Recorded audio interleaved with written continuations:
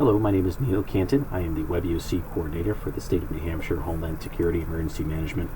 I'm just throwing a video together today, just kind of walk you through the high-level information on what WebEOC is and how to use it. I'm trying to get you started. We kind of find ourselves at a interesting time where we're creating accounts and the training available is not readily available like it used to be. So I just wanted to throw a video together just to show you, to give you the high-level information, what the boards are used for, how to use it, and how to log in and all that fun stuff. So easiest way to get to WebEOC for New Hampshire is just Google search NHHSCN. The first link here should bring you to our homepage. So you'll see here, right to the right, the WebEOC link. Right below that is the WebEOC user guide, which will walk you through every board that WebEOC has to offer. It'll help you troubleshoot some of the issues if you have any.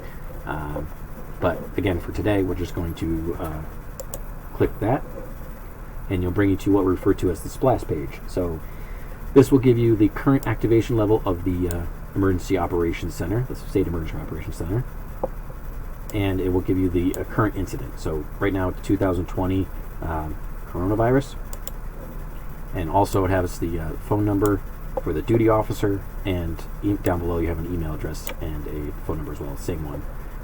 But if you have any issues, we're available 24/7, 365 to help you out.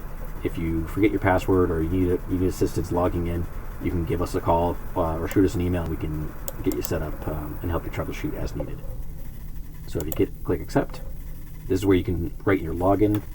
Your login is going to be your last name, period, first name, and then your password will be the one set up for you or the one you set up. Typically what we've been doing right now is that if you have not had an account before, we will create up a default password that you have to reset on your first login attempt. So that will be provided for you. So you'll get your position depending on your role within the EOC or in the response. You might have one or two or three positions, so you just want to make sure you're selecting the appropriate one. And then the incident. Again, this is the default, the COVID-19. For right now, I'm going to change to 2020 training because this is the incident where you can go in and make those test entries and try to practice or just make sure you have a grasp on what you're doing. And so feel free to use this as well. So if you want to go in and play around, just make sure you're in the 2020 training incident. So you click continue, and you'll see the additional login information. So you just want to make sure that this is the most up-to-date information, especially if you're activating or within your role as in the State Emergency Operations Center or responding to the incident. Make sure your phone number and email address are up to date and where you are currently. You click continue, and this will bring you to the main page of WebEOC. So up top you'll see your name, the position, and the incident. You can change the incident by clicking on it. Same thing with the position if you need to. But if you want to go back to whatever you're responding to, this is how you do it. You just click that drop down. Right here you'll see these three horizontal lines. This is referred to as the menu board. So if you click that, it'll open up all the boards that are available to you. You may see a different view and different amount of boards available to you depending on your position, but for the most part everybody has the numbered boards 1 through 16. But I just want to highlight today the 1, 2, and 3 activities, situational awareness, and the mission task, just to get you started, because those are the most important boards that we utilize in WebEOC. So starting with board number 1, the activity log is used for reporting activity done in response to the incident. So that could mean a lot of different things to whoever is responding in different capacities. So if you're an EMD in a town, you could be reporting stuff relevant to your town. If you're the fire chief or the police chief, you're relating things that the fire department or the police department have done or are doing, or information relevant to that group. If you're at a state agency, again, you could be logging in phone calls, information that you're receiving, just for a depository of all the information that's coming in. So this is where you can report the actions that you have taken. So again, you go up there to the click create record. It'll give you the time and date. It auto-populates the current time and date, but you can backdate if needed. And then the type of incident you're reporting. There's a lot of stuff here, but you could be using EOC activity, WebEOC log entry are the most popular ones, but anyway, anything here, anything that's relevant will help us later on to sort or categorize the information. If you have an address for that activity, you can put it here. And then the routing. So if you're from a local town or jurisdiction or agency, you may have just reported to the local agencies. If you're working in the EOC or you have a response role, you have other options where to send that information. But for the most part, like local towns and everything, they just send it to local liaisons. The local liaisons, and then in turn will send it over to those people that are relevant. So that information will stop with the local liaison, but then it will be transferred or routed to the various branches in the EOC. If you keep the routing as internal use only, that information will only be available to those who can sign in to that position. So if you're from a local town, anybody else who can sign into your town will see that information, but it won't go beyond that. So it won't be sent up to the EOC. So those are the only two differences. You can add attachments. You can add up to 10, and then the details in your description is this is this place where you put who, what, where, when, why. Like, what are you reporting? This is the narrative.